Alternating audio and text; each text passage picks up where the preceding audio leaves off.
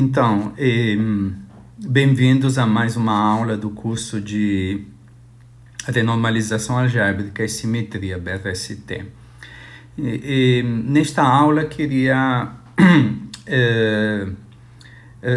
fazer alguns comentários sobre alguns detalhes do procedimento de Faddeev-Popov e antes de mostrar a construção de um exemplo explícito de cópias de Gribov. Neste sentido, é interessante repercorrer um pouquinho a famosa construção da chamada unidade de Faddeev-Popov. Então, eu vou me basear num artigo muito bonito, escrito pelo próprio Faddeev. O artigo é no Scholarpedia, de 2009. É um artigo bem sucinto, muito claro, e muito interessante, muito prazeroso de se ler. O Faddeev repercorre assim um pouquinho toda a história da construção do famoso termo de Faddeev-Popov, dos campos de Faddeev-Popov, e um pouquinho assim como ele é o Popov, que na época era aluno de pós-graduação, chegaram a fórmula que hoje em dia é conhecida como unidade de Faddeev e Popov. Então, vai ser uma introdução bastante interessante ao problema de Gribov, porque, digamos, de uma certa forma eu vou salientar um pouquinho alguns aspectos da famosa fórmula de Faddeev-Popov, que justamente assim tem uma ligação assim direta com o problema da existência das cópias de Gribov, né? Então, a aula vai ser muito simples, bastante curta, é só para, digamos assim, relembrar alguns pontos salientes da construção de Faddeev-Popov. Então, vamos começar apresentando uma integral, digamos, finito-dimensional, a integral na expressão 1.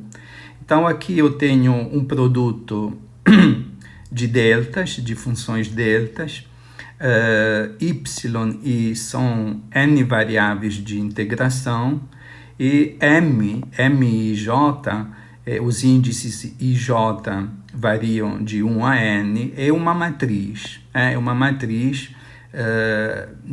Nesta integral aqui podemos assumir que seja uma matriz constante, ou eventualmente uma matriz que depende de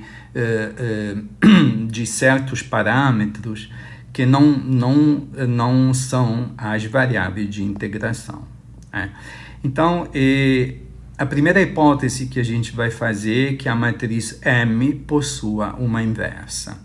Então, aqui já tem uma primeira relação com o problema de Gribov, porque a gente assim vai ver como no caso da fórmula de Faddeev-Popov, da integral funcional, um dos primeiros problemas que a gente vai encontrar é justamente que a matriz M, que no caso será o operador de Faddeev-Popov, possui autovalores nulos, então ela não é propriamente inversível, né? Mas vamos fazer a primeira hipótese, que a matriz M seja uma matriz n por m que possua uma inversa. Então, sendo a matriz M inversível, para calcular a integral na expressão 1, a gente pode fazer uma mudança de variáveis. Das variáveis de integração y, a gente vai para novas variáveis de integração x. Então, a relação entre x e y é, digamos, praticamente óbvia, e dada pela própria matriz M e J. Sendo M inversível, eu posso multiplicar pela inversa, então as coordenadas y são expressadas em termos das coordenadas x através da inversa da matriz M. Portanto, o jacobiano associado a esta transformação não é nada mais do que, digamos, o determinante da matriz M, da inversa da matriz M. E a gente usa esta relação aqui, né? O determinante da inversa é 1 sobre o determinante. E aqui tem também uma segunda hipótese, né? A gente vai fazer a hipótese que os autovalores da matriz M, primeiro que a matriz M tenha uma inversa, e segundo que os autovalores da matriz M sejam todos positivos, né? E isso vai fazer com que a gente possa remover o valor absoluto no jacobiano que aparece quando se faz uma mudança de variáveis. Numa integral múltipla aparece o valor absoluto do jacobiano. E como a gente vai fazer a hipótese que os autovalores da matriz M sejam todos positivos, a gente pode eliminar o módulo. Esta é uma segunda hipótese, digamos, que é implicitamente feita no procedimento de Faddeev-Popov. A primeira é que a matriz M seja inversível, a segunda é que ela que os autovalores sejam positivos, de tal forma que a gente possa eliminar o valor absoluto. E essas duas hipóteses são justificadas, digamos, num tratamento perturbativo das teorias de calibre. E, de fato, como veremos na próxima aula, digamos, na região que poderíamos chamar de região não perturbativa, essas hipóteses implícitas do tratamento de Faddeev-Popov não valem, pois é muito simples construir autovalores nulos do determinante de Faddeev-Popov. Portanto, se levarmos em conta a existência desses autovalores nulos que correspondem justamente à cópia de Gribov, o determinante de Faddeev-Popov colapsa e, digamos, toda a construção de Faddeev-Popov de uma certa forma colapsa por causa da existência do problema de Gribov, das cópias de Gribov.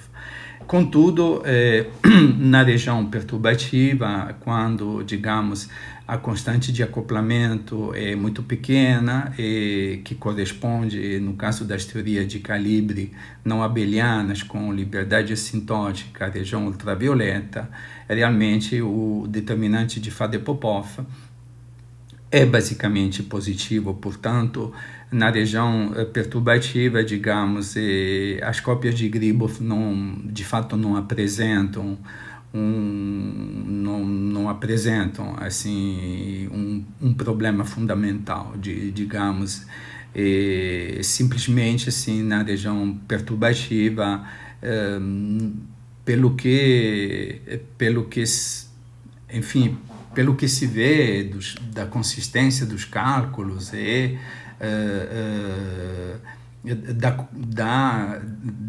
da comparação entre os resultados teóricos experimentais, tanto na QCD quanto no modelo padrão, são excelentes. Portanto, isso é realmente uma confirmação do fato que, digamos, na região perturbativa de uma teoria não abeliana assintoticamente livre, as cópias de Gribov na região, digamos, ultravioleta não contribuem.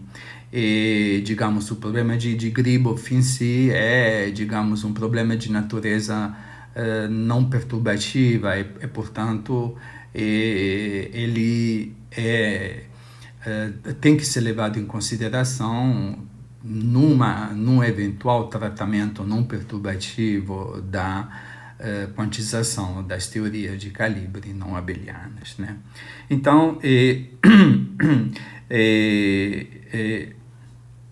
basicamente, assim, considerando esta integral assim múltipla, mas assim uma integral que tem uma dimensão finita, o número de variáveis de integração é finito, e fazendo a hipótese de que a matriz M tenha uma inversa e de que os autovalores da matriz M sejam todos positivos, então o resultado da integral na expressão 1 é simplesmente 1 sobre o determinante da matriz, né? Então, agora, tendo feito esse exercício muito simples do cálculo da integral na equação 1, a gente vai considerar a fórmula da expressão 2, assim como ela foi apresentada pelo próprio Faddeev no artigo do Scholarpedia. Então, a gente, em princípio, introduz um objeto que chama de delta-1. Esse objeto é expressado em termos de uma integral funcional, então é uma integral infinito-dimensional, né? Então, aqui temos a medida de integração. Ômega é um elemento do grupo relacionado às transformações de calibre, que agora dependem do ponto do espaço-tempo, por isso que eu tenho, assim, a medida é uma medida funcional, eu estou considerando a integral sobre os elementos do grupo em cada ponto do espaço-tempo e para cada valor do índice do grupo relacionado aos geradores do grupo. E aqui a gente tem a generalização desta expressão aqui, né? Desta expressão aqui ou, digamos, desta expressão inicial aqui, né? Então, aqui temos uma integral funcional, então uma produtória em todos os pontos do espaço-tempo e em todos os índices de cor relacionados aos geradores do grupo da função delta, e o argumento da função delta é a variação de calibre da condição de fixação, é a variação de calibre justamente da condição de fixação de calibre. Então, para calcular a expressão 2, a gente vai considerar o caso de transformações de calibre infinitesimais, portanto, ômega é a identidade mais uma quantidade epsilon infinitesimal, e, portanto, nesse caso, a expressão 2 levando em consideração que, no caso de transformações infinitesimais, a divergência do campo de calibre é igual à divergência de A mais exatamente o operador de Faddeev-Popov. Esse aqui é o operador de Faddeev-Popov, aqui temos o Laplaciano e aqui temos o termo não linear, devido à não linearidade das transformações de calibre, né? Observem que o campo de calibre A aqui, ele não é uma variável de integração, né? A variável de integração, as variáveis de integração são os elementos do grupo, né? Então, como a gente vai utilizar a condição de calibre de Landau, ou seja, a divergência de A igual a zero, este primeiro termo é igual a zero, portanto, a divergência de A ômega, no caso em que ômega é um parâmetro infinitesimal, é dada exatamente assim por esta expressão aqui, ou seja, M, o operador de Faddeev-Popov, atuando em cima do parâmetro de calibre epsilon local. Então, explicitando a divergência de A de ômega e considerando transformações de calibre infinitesimais, esta integral aqui, ela se transforma na seguinte expressão. nesta expressão aqui. Então aqui, como a divergência de A igual a zero, isso aqui é a nossa condição de calibre, a condição de calibre de Landau. Então, esta quantidade aqui se expressa da seguinte forma. Então aqui eu tenho, justamente vocês reconhecem na integral, na expressão 3, a generalização funcional justamente da integral da equação 1. Né? Então, na equação 1 eu tenho uma integral finito-dimensional e na equação 3, a equação 3 é a versão da integral 1, no caso da infinito-dimensional da integral funcional. Então, nesse caso, MAB não é simplesmente uma matriz, é um operador, o operador de Faddeev-Popov. O operador de Faddeev-Popov depende do campo de calibre, devido ao fato de que as transformações de calibre infinitesimais são não lineares. Porém, é importante sublinhar que o campo de calibre digamos, aparece no operador de Faddeev-Popov aqui, ele não é uma variável de integração. Eu estou integrando só sobre os elementos do grupo, né? Então, esta integral aqui não é nada mais do que a generalização da integral na expressão 1, cujo resultado é a inversa do determinante de M, e com a hipótese de que M possua uma inversa e que os autovalores de M são todos positivos. Então, estas duas propriedades são de uma certa forma simples de serem entendidas, assim, olhando para o operador de Faddeev-Popov. O primeiro termo é basicamente o laplaciano. Então, quando eu faço uma transformada de Fourier, este termo vira mais p ao quadrado. Então, o laplaciano é sempre positivo e, basicamente, assim, o requisito de que este operador possua autovalores positivos é fácil digamos assim, pode ter um entendimento intuitivo. E se a constante de acoplamento G realmente é muito pequena e as flutuações do campo, as flutuações quânticas do campo também são muito pequenas, ou seja, eu estou num regime realmente perturbativo, que no caso das teorias com liberdade assintóticas, coincide com o regime ultraviolento. Então, este termo aqui, de uma maneira muito intuitiva, muito simples, realmente pode ser considerado sempre menor do que o primeiro termo, que é sempre positivo. Portanto, numa região assim, digamos assim, em que a energia é muito elevada, então eu estou realmente na região ultravioleta, em que a constante de acoplamento é muito pequena, as flutuações do campo A são também pequenas, então esse termo aqui é realmente muito pequeno. Então é intuitivo, digamos, é razoável imaginar que de fato as cópias de Gribov na região não perturbativa, na região perturbativa não desempenhem um papel importante. É claro que à medida que eu me aproximo da região não perturbativa, onde a constante de acoplamento G é muito grande devido justamente à existência do polo de Landau, que sinaliza justamente a quebra da validade da teoria perturbativa.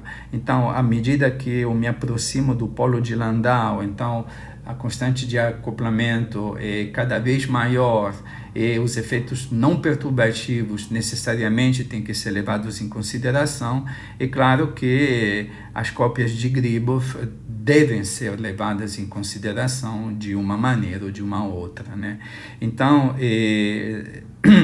como veremos na próxima aula, é muito simples construir exemplos de modos zeros do operador de Faddeev-Popov, e assim o modo zero do operador de Faddeev-Popov, como vocês podem ver desta equação aqui, gera automaticamente uma cópia de Gribov.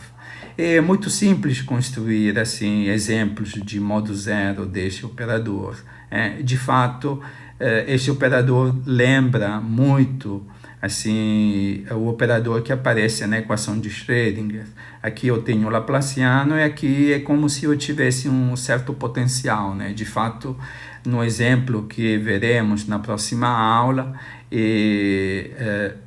este termo aqui, fazendo assim, escolhendo o A de uma maneira oportuna, este termo aqui vai ser diretamente relacionado ao momento angular. Então, esse operador aqui é basicamente assim, o operador que se encontra no tratamento da equação de Schrödinger para o átomo de hidrogênio. É tudo muito parecido, né?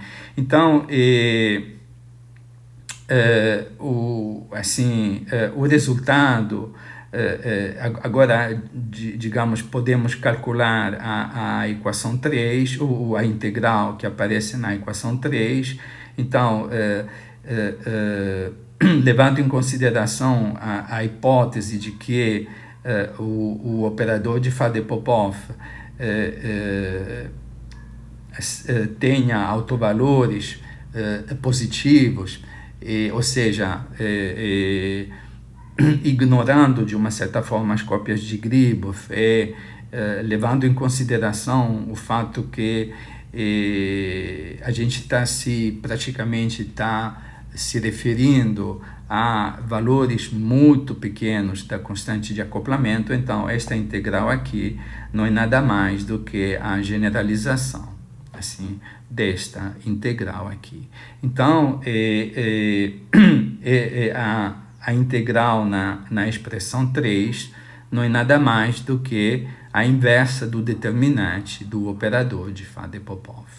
E, portanto, digamos, voltando atrás, assim, então agora sabemos quem é essa quantidade delta menos 1.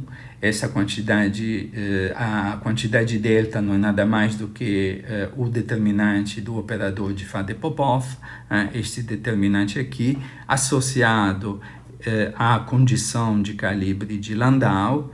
Então,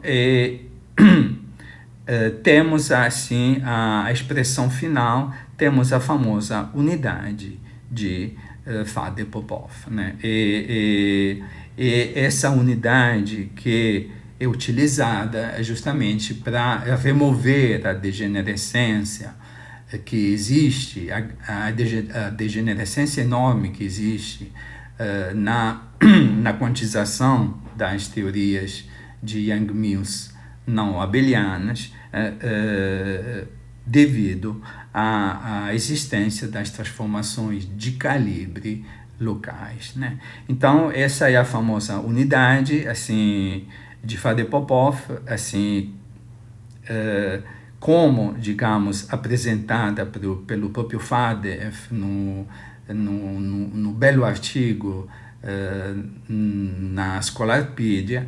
Então, aqui, então esse é o resultado, digamos, o ponto de partida para a quantização das teorias de calibre não abelianas. E ressaltando sempre as duas hipóteses, a hipótese de que os autovalores do operador de Faddeev-Popov sejam sempre positivos, né? E isso significa basicamente que estamos trabalhando na região perturbativa, onde a constante de acoplamento é realmente pequena. Então, como veremos na próxima aula, de fato, é muito simples construir exemplos de autovalores nulos, assim, de modo zero, do operador de Faddeev-Popov. Então, basicamente, isso significa que a existência de cópia de Gribov invalidam esta fórmula.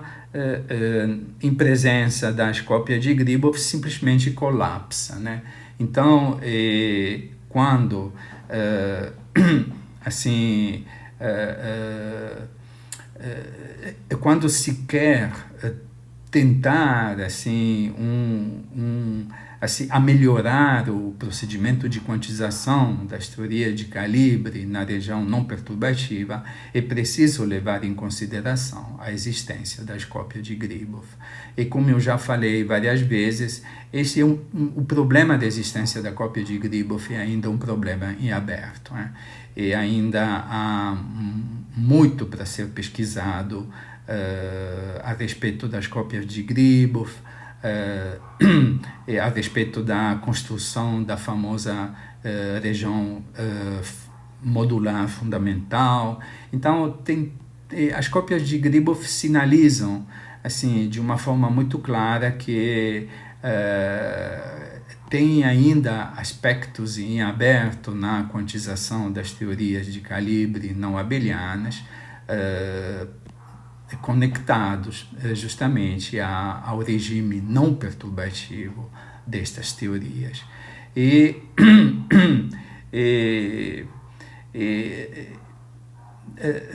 Certamente, no regime não perturbativo das teorias de calibre, fenômenos assim,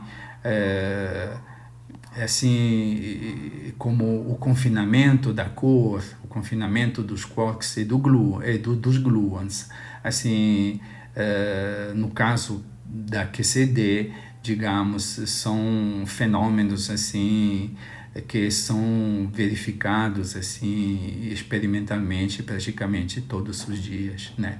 Até o presente momento não foi possível assim isolar assim nenhum quark, nenhum gluon. Então, tudo que se vê experimentalmente quando assim feixes de partículas são chocados a altíssimas energias, são jatos de matéria hadrônicas que saem em todas as direções. Então, do ponto de vista teórico, assim, talvez o problema de Gribov tenha uma relação muito profunda com o confinamento dos quarks e dos gluons, justamente pelo confinamento ser assim um fenômeno não perturbativo, justamente as cópias de Gribov assim na região não perturbativa são muito relevantes e têm que ser levadas em consideração. Então, eu queria simplesmente assim percorrer um pouquinho rapidamente o artigo do Faddeev no Scholarpedia para assim chegar a esta famosa fórmula chamada de unidade de Faddeev-Popov, com a ressalva de que na hora de utilizarmos a unidade, implicitamente estamos fazendo algumas hipóteses sobre o determinante do operador de Faddeev-Popov, em particular assumindo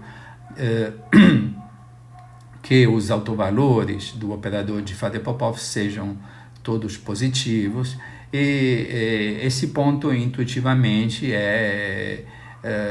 digamos, muito bem entendido, levando em consideração assim a liberdade assintótica das teorias de Yang-Mills e, portanto, o fato de que a constante de acoplamento é realmente pequena na região de altas energias. Então, num tratamento não perturbativo da quantização das teorias de Yang-Mills, é preciso levar em consideração a existência das cópias de Gribov e, em particular, nesse caso, é preciso relembrar que, de uma certa forma, esta fórmula colapsa quando estamos em presença de cópia de Gribov, porque o operador de Faddeev-Popov possui autovalores nulos, né, como veremos na próxima aula. Então, é um bom ponto para parar, para relembrar um pouquinho a construção da unidade de Faddeev-Popov como apresentada pelo próprio Faddeev no artigo do Scholarpedia, e agora estamos prontos para poder assim, construir assim, exemplos de cópias de Gribov. Isso vai ser o tema da próxima aula. Então, muito obrigado a todos e até a próxima.